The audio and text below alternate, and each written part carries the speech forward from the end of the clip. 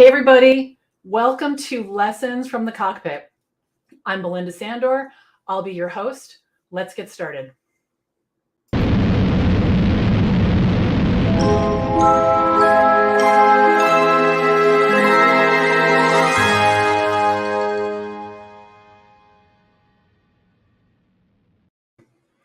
My name is Belinda Sandor, and I'll be your host for my weekly show, Lessons from the Cockpit. I'm very excited about this. Each week, I'm going to share information that is both tactical and practical for your virtual assistant business, no matter whether you've been a VA for a while or you're just starting out. So I'd love to hear where you're coming in from. So please put that in the comments, and I would be happy to share that. Awesome. So here's Brenda. She's watching us. Good morning. Good morning, Brenda. Today, we're going to talk about money. Okay, money can be a big, scary topic. So we're going to dive right in. So this is me 11 years ago with my little delicious daughter, Emily. And I'm just about to start my virtual assistant business. And I've been a virtual assistant. I still am a virtual assistant, and I love it. It's amazing work. However, when I first started, it was a little bit of a different situation. I was a newly single mom trying to figure that out. I didn't have a job. I had a ton of debt. I hadn't been able to pay the mortgage for well over a year, and I had no idea what I was going to do. We also, to make matters worse, we had to move 3 times in 4 years before we could settle down. And everywhere I looked, there was struggle. Everywhere I looked, there was struggle. So let's say hello. Let's say some hellos. Hello, hello, hello. I'm so glad everybody's here. We have lots of people watching. That's awesome. Thank you, guys. Thank you. All right. So the deal was that I figured that because I had made a series of decisions and I was in this situation, that I was just going to have to live with it. I was almost 50 years old, and I did not see how I could turn that around. It was just too big. So I thought, all right, let's go back to the basics. Let's go back to what you know how to do, which is admin work. And I didn't want a traditional job because I wanted to be with my daughter. It took me a long time to have her, and I wanted to be a mom with her. I wanted to build my life around important things that were important to me, like being at the bus stop, picking her up, being able to pick her up from school if she was sick. I wanted that lifestyle. So I started temping, and I thought, this is great. It got my confidence back a little bit. I could see that I could help people. I could see that I was making money. But I realized quickly that I needed to make more money than I could make temping. And so I decided to go out on my own. And I just started telling everybody I knew, I'm doing admin work, I'm available, I'm doing admin work. And not long into this, after this decision, I said that to one of the dads at the school bus stop. And he said, oh my gosh, can we talk? I started a new business, which I knew nothing about. And I would love to have you help me. He already knew me. I didn't have to convince him of anything. And I started working with him, doing very everyday life things, like checking his email, paying his bills, buying computers for him, things that I already knew how to do. And I thought, this is going to be good. Okay, I got to figure this out. My next client, I was in the buffet line at a wedding, talked to him. He gave me his card. I connected with him on LinkedIn the next day, which felt very scary to me. But I thought, you know what? I have to step out of my zone here. I got to step out of my zone. And sure enough, a couple of weeks later, he got in touch with me. He hired me to help him with an event. And then after the event was over, he said, would you be willing to work with me to figure out how to do webinars? I want to do webinars. He knew I did not know how to set up webinars, and he paid me to help him figure it out. So you don't even have to have all the skills all handled before you can start. So here's what happened over the next years by telling everybody I knew what kind of work I was doing. I've worked with 225 clients, over 225 clients. I've been in business 11 years. And here's the big one. I've earned over $1 million, which is so incredible, right? If you think about it, I didn't figure this out until I started helping people build their VA businesses. But the second year in, I started making $100,000 or more 10 years, that's $1 million, right? So you can definitely build a sustainable business from a little corner of your home, with a computer and a phone and some courage. You can definitely do that. And this is my family now. We've expanded. We have expanded. I got married this summer to Greg, and this is Emily. You can see she's really grown up, and she's in college. And these are Greg's 4 boys, and this is now the blended family that I always wanted. So if you think it's too late, it's not. It's definitely not. You can do it. You can do it, and you can figure it out. And I want to help you. So let's talk about money. Okay, money is tricky. Money is tricky, and so what I just want to say a couple things out loud about money to just acknowledge. All right, acknowledge, and also kind of come together around this, because I think the voices in our head, which I call chicken chatter, sometimes we think we're the only one. We think we're crazy. And I want to sort of blow that up. All right. So we all have issues around money. Even if we have $1 jillion, I'm certain we have issues around money, but we need to deal with them. We need to deal with them and figure them out. I'm just going to welcome some of our wonderful, fabulous people here. So Teresa is here. Happy Friday. Danny says never too late. And Sandy says happy Friday. Friday. Yay. Yay. Hey, Christine. Awesome. Thanks you guys for coming. Thank you. It does feel like morning, but I guess it is afternoon. It feels like the morning though. Okay. So let's call out some of the common thoughts. All right. And I want to hear from you. What are the things that I'm not touching on that are the common thoughts for you? Okay. So I hear these two things kind of together. I'm not in it for the money, and I just want to help people. And here's the thing. You've got to think about, well, if that's really true and you don't need money, then there's a lot of ways that you can volunteer, you can help a lot of people and not make any money. There's 1 million nonprofits and, organizations that you can help. However, if your family does not have enough money, I want you to think about, that there's going to have to be a shift, and we're going to talk about that shift. And here Christine says, I'm in it for the money, but I don't need $1 million. Yeah, I get that. And someone says, I'm in it to supplement my income. Yeah. And in order to do that, you're going to actually have to figure out how to bring the money in a way that feels good, right? So the other thing that I hear is, I hear this, no one will pay me that much. No one's going to pay me that much. That's not going to happen. I'm not worth it. Here is the issue with that, is the things that we offer to clients are usually very easy for us to do. And so we think it's not worth anything, when actually once you start to be a VA for a while, you're going to realize that, that PowerPoint presentation that took you an hour would take your client forever, or the calendar you set up for them would take them forever, or the meetings that you're scheduling for them, they don't have time to do. So they're not able to move their business forward, but because you're helping them, they're able to do that. So just because it's easy for you doesn't mean it doesn't have value. Okay. All right. So someone says, hey, y'all. Hi, Mrs. Sandor. Hello. I'm here for the $1 million. Good. And Teresa says, this is me. Right. Yeah. It's tricky, because if I explained to you how I spent my day, you would be like, people are paying you $90 an hour for that. I'm like, yeah, they are. They definitely are. Here's the one that I hit. I don't deserve that. I don't deserve that. I don't know what I would do with that.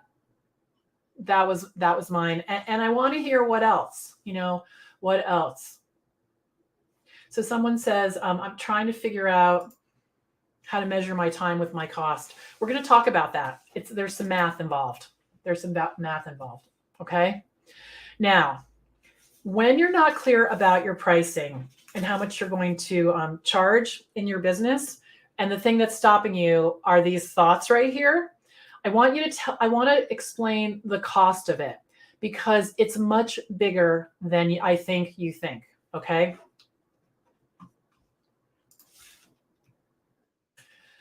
When we're not clear about our pricing, our clients are not sure if we're in business for real. And I don't know about you, but my clients need someone to actually help them with their business. They don't want someone that's fooling around. They want someone that's ready to jump in, right? And if you're not clear about your pricing, what happens is we don't appear professional or confident. So let me tell you a quick story. One of the women in our community, her name is Marie, and she was getting her hair done, telling her hairdresser about, I'm starting this business and I'm learning how to do websites and I would love to do yours. And the woman was like, not so much. She was saying, it'll be fun. We'll do it for free. I'll do it for you for free. And she wasn't interested. And then Marie came back, I don't know, a couple of months later and said, look, here's my business card. I'm all set up. I'm excited. I built my website. I, figured it out. Yay, yay, yay. Guess what the hairdresser said? That's awesome. I want to hire you. She wanted to pay her. She was uncomfortable with free work. And I have to say, I'm uncomfortable with that. And, and when someone's not charging enough, I wonder, do they really know what they're doing? And I know they lack confidence if they're not charging enough, for sure. I don't view it as a favor. I really don't view it as a favor. And I want you to think about that. Here's the other thing that happens that I think we don't think about, is that it stresses our clients out. If I go to someone and I want to hire them and I ask them how much they charge and they start rambling, well, I usually charge this, but I'm thinking, but for you, I'll do this. And, I'll give you the first 5 hours for free, and all this kind of talk. Me as the client, I'm like, wait, what is, like, are you making this up on the fly? Are you really in business for real? Right? All of that stuff. And then here's the last thing. We stress ourselves out. When I first started, every time I got to the money question, before I decided how I was going to handle it, I was a wreck. I would tell the client the number, and then I would hold my breath and I would think I was going to die. So by getting clear about it, it becomes easier to say, you get more confident, and it's not stressful. The money conversation is no longer stressful for me at all. It took a while. It took some practice, and I'm going to talk about that. But it really is not stressful for me at all. The other thing I want to do is talk about what happens to you and the people around you when you don't have enough money. I really want to, look at this from all sides. So what happens when we don't have money? We can't take care of ourselves. Like, we literally can't take care of ourselves. We can't afford to go to the dentist or the doctor, or, buy good food, or, do the things that relieve stress. We can't do those things. We can't take care of ourselves. And we also, we can't provide for our family. And that can be very stressful as well. I remember when I was really managing day to day, dollar to dollar, Emily went to the grocery store with me, and she picked up like this many Luna bars. And if you don't know what a Luna bar is, it's like an energy bar, but those things are like $1.50 each. And she probably had $15 worth, and they were little hands. And she was so excited. And, I had to say something to her like, let's just get two, because we're carrying the groceries, we're walking, and I'll come back. And when I make sure we won't run out. She was like, okay, Mom, because I didn't want to say we can't afford it. I didn't want to come to her from a place of scarcity and lack and all of that. I wanted it to be a yes, but I couldn't provide, 15 Luna bars at that moment. And I have to tell you, we buy them by the case now, and it's not an accident. There's a case of Luna bars in my pantry right now, because to me, you don't want to forget where you came from. You don't want to forget where you came from. And that case is a celebration for me. It's a celebration to be able to have a full tank of gas and money in the bank and a case of Luna bars. Like, I am good. Let's see what some people are saying. Christine says, and then there's the stigma of being bad with money, but needing more money isn't bad with money.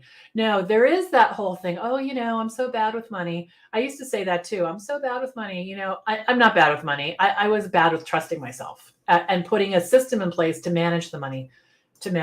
And Dina says, hello.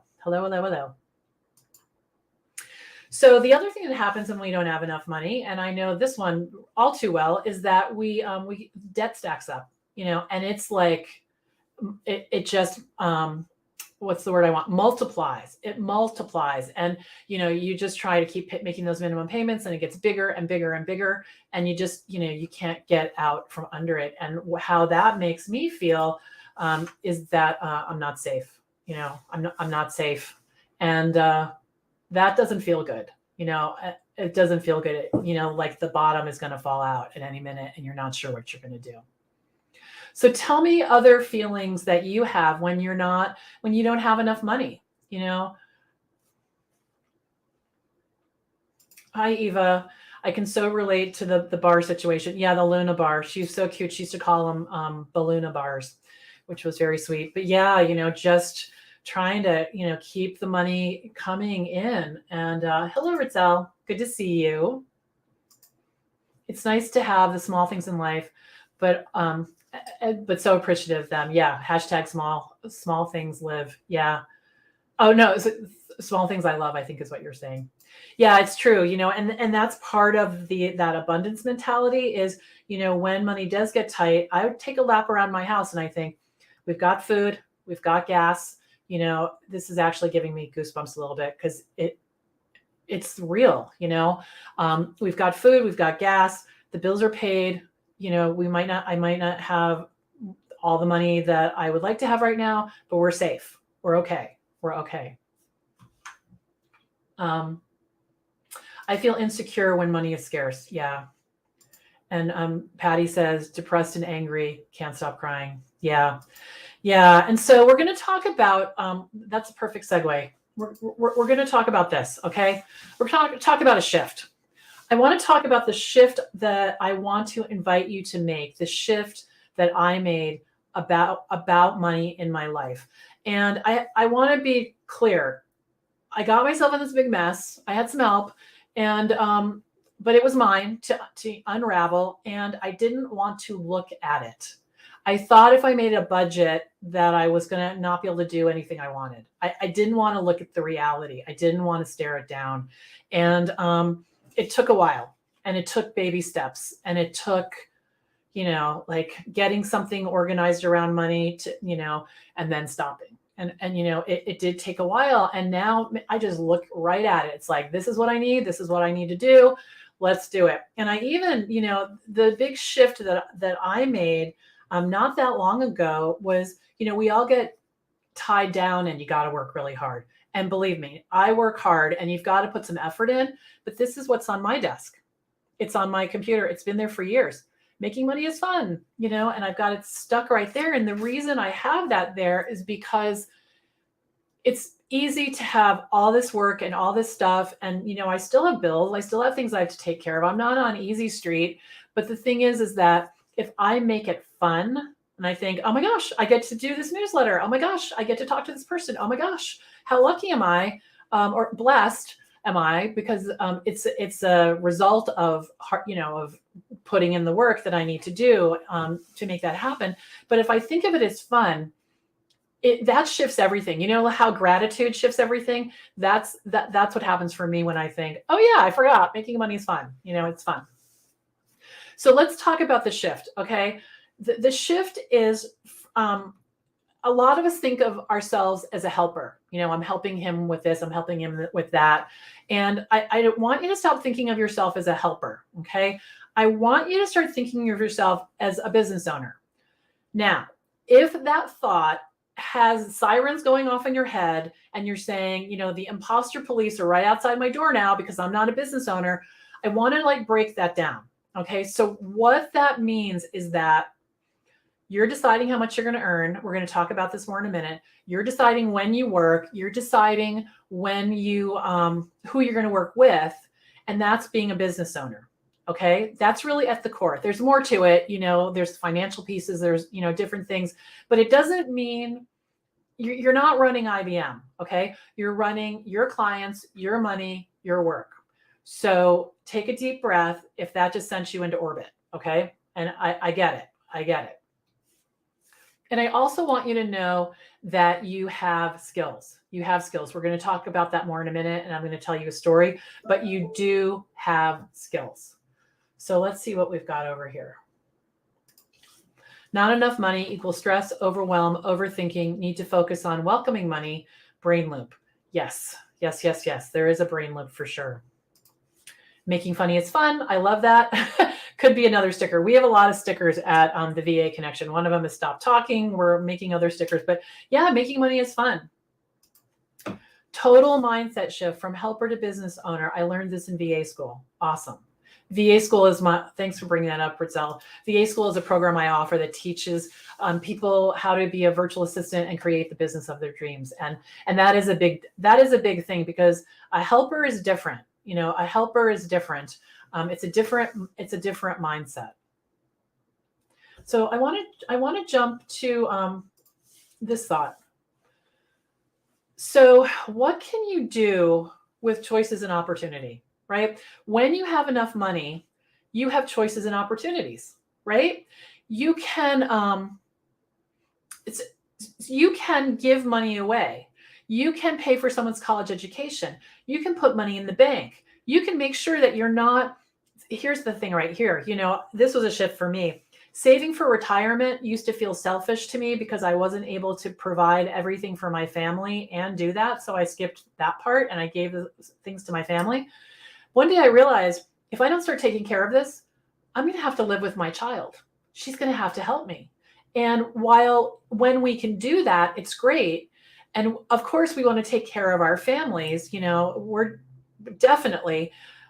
But I don't want that have to be the default, the fallback. I want to have a choice in that. And I want her to have a choice in that, for sure. So when you really look at the consequences for some of the things we're doing and some of the ways we're thinking, they can be pretty big. They can be pretty big. So instead of what we're told, which is, money is the root of all evil, and that it's all this bad stuff, I want you to make that shift. Having enough money is good. Having enough money enables us to have choices. It enables us to have choices. And like I said, there's a lot you can do with that. There's a lot of ways you can be generous. You can, give money to the church. You can help a child who needs it. You can, so many things. So if you think of money as an enabler of that, instead of the root of all evil, I think you're probably going to have, a lot more fun. So, ready for another shift? Okay. You're in charge. You are behind the driver's seat. When these mind shifts have to happen, they're in here. Okay. Inside your head, you are the only one that can shift them. And so I want to talk to you about a method that I used to shift them. Okay, so think about this. When I first started out my VA business, so I've got all this money stuff, right? And I don't know the skills I'm going to provide and I can't figure it out. And I feel like this, like really like this. I'm scrunched in and I'm just, sort of like, what are those animals that do that when you, like a caterpillar? Right? You touch a caterpillar, it goes like that, right? And that's how I felt. And I knew that wasn't going to attract clients and it wasn't going to attract money for me to be like this. So slowly and carefully and thoughtfully, I started to straighten myself up and I started to open my shoulders a little bit at a time. And what happened was I started to feel my way into the confidence that I needed. And I still have to do this. And it takes a while for your shoulders to stay back for a little bit of time, like maybe a couple of years. So be kind to yourself, but continuously push your shoulders back and open yourself up. And when you do that, there's a place for the money to come. There's a place for the confidence to come. There's a place for the clients to come. And there's a place for you to turn whatever it is you're working on around. Okay, so really try to open your shoulders as much as possible. And when you get to the point where you're feeling the confidence, what I used to say is, bring it on. I got it. Bring it on. Bring on the clients, bring on the money. I'm going to figure this out. So really bring it on. Okay, but be patient with yourself. It takes time. Now I want to shift over to math. Okay, there's a math piece of this. This is the piece a lot of people skip. And what happens is VAs and probably all small business owners, they're at their desk. They feel like they're working all the time. and they're not making any money. And it's because they don't do the math. Even if you do the mind shift work and all of that, and you're walking around like I am a money magnet, you have to do the math, because without the math, it's not going to work. Okay. I want to show you the math. All right. We're going to talk about it. So hours times rate is the money you earn. All right. So let's break that down. Okay. Hours. You have to decide how much time you want to be billable. I can sit at my desk all day long and be very productive, but not billable. Billable means doing work for the client that they're paying for. Okay. Billable. Very important. If I am at my desk all week, more than probably, 40 hours, I'm probably only billable 35 of those. So you have to be realistic. If your child is in daycare for 32 hours a week, you're probably not going to be billable for 32 hours. Okay. Because grabbing a cup of tea or taking a shower is not billable, unfortunately. Right. Okay. So billable hours. So think about that. And that can change over time. That can totally change. All of this can change. All right. So we're just going to start with where we are. Okay. Now, rate. Rate is the amount you're going to charge per hour. I'm a huge fan of charging by the hour, and I still do. Your rate is a number of things. You calculate it as a number of things. If you are a human being and you are over the age of 18, you are not, 18 maybe a little bit. You're not just starting out. You're not just starting out. You're starting to offer services as a virtual assistant, but you're not just starting out. Okay. So that's a big one. That is a big one. You want to think about your skills that you have. And I'm going to tell you a story in a minute. Your ability to figure things out. That's my number one skill. People pay a lot of money. They'll say to me, can you figure that out? I'm like, you bet. And the biggest thing is courage. That's the biggest thing. You have to be courageous enough to say the number. And we're going to talk about that too. You have to be courageous enough to say the number. And I'm going to give you a tip for that. Okay. Let me tell you how this works. So one of my clients came to me and he said, can you manage my schedule? I'm like, yep, I can do that. Tell me more about it. What would you like me to do? And he explained, I'm going to copy you on an email. You're going to make the meeting, put it on my calendar, send a reminder the day before. Okay, great. He said, can you do that? I'm like, sure. Now, what I did not do is jump into a 20-minute conversation with him that the last time I actually did that for someone else was when I was 20. I did not do that. I just said, I got that. Okay. And then there were questions. And I asked the questions, like, how long do you want the meetings to be? Just questions that came up. And he said, good question. And I'm like, great. Okay. Look how smart I am. And we figured out this system, and that's what we started to do. And I would spend maybe 5 hours a week doing that. And he was willing to pay me $90 an hour to do that. Okay. $90 an hour. So I just want you to know that the difference between $30 an hour and $90 an hour is bringing your shoulders back, learning to figure things out, and confidence. Okay. And courage really, because courage is, to me, is easier to reach inside and grab than confidence. Courage, because courage is like, I'm going to do this. Like, I'm doing this. Right. So let's go back to the math. When you take the hours times the rate, that equals the money that you're going to earn. So you need to know how many hours you're going to bill to make that number. Now, the thing that's cool about that is that once you figure it out, you can just focus on the hours. So for me, I'm looking all day, how many hours did I bill? How many hours? So the money is separate. So if I have any of that money conversation, that can be pushed aside, because now I'm like, it's like a scoreboard for me. I'm like, how many hours can I bill? How many hours can I bill? Knowing that that's making money for me, but it takes it away. Now I'm helping clients. I'm helping them. How many hours can I help people? How many, right? And that really works for me. That really works for me.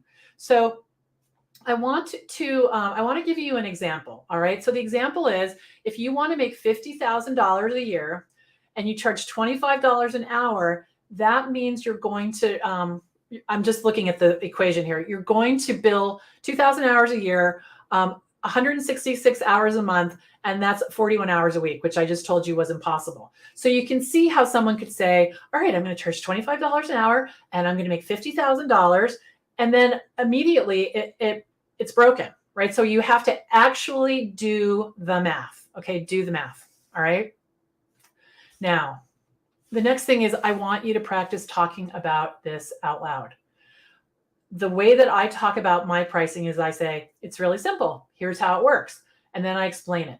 Okay, it's really simple. Here's how it works. And it's the same every single time. I've decided how much I'm going to earn, how I'm going to get paid, and how it's going to work, because I'm in the driver's seat. I'm the business owner. Okay. So this is your job to decide this and to get clear about it, knowing that you can change it. I did not start at $90 an hour. I did not have the confidence or the ability to say that number out loud or to take in that I deserve it. Wasn't even close. But now, 11 years later, actually, I started charging what I charge now in my 6th year. And that's my rate. That's totally my rate. So let's look and say, so Connie says, I get paid to figure it out. Yeah, totally. Yes. So I need this wording. I needed this wording a few days ago, and the confidence. Tiffany, yes. And you know what? So Tiffany is one of the students in my school, VA school. Bring that question. How do I talk about it to our study hall on Tuesday? And we'll talk about it. The other thing is you all have a bonus session on Monday. Those of you who are in VA school, it started with me in January. We're going to talk about perfecting your pricing on Monday for a whole hour. Okay. Excellent. So I want you to practice out loud so your eye doesn't do that twitchy thing and you don't look away and you don't talk too much. You just say it. Okay. Really important. All right. So I want you to know that you've got this. You've got everything that you need to know already. You don't need to research. You don't need to do anything. It's time to just pull on the big girl panties, make some decisions about hours, and your rate. Do the math. You can do it with your phone. It's very simple. Write it down. Okay. And then your job becomes getting enough work to fill those hours. And that is a perfect segue into this. I'm inviting you to my upcoming 5-day free training, the VA Client Kickstart Challenge. And I'm going to teach you in these 5 days how to get a steady stream of clients. So go on over to vachallenge.info, sign up. We have a pop-up Facebook group that you can come right into. I'm in there every single day, posting and interacting with people. There's also a resources page where I pulled together videos on getting a steady stream of clients. The chapter from my upcoming book on getting clients is available to you as well. So I've tried to pull together everything I can to get you a steady stream of clients. So I hope you'll join me. I would love to get to know you, and have a great day. I'm Belinda Sandor, signing off. Please join us next Friday for our next episode. Bye-bye.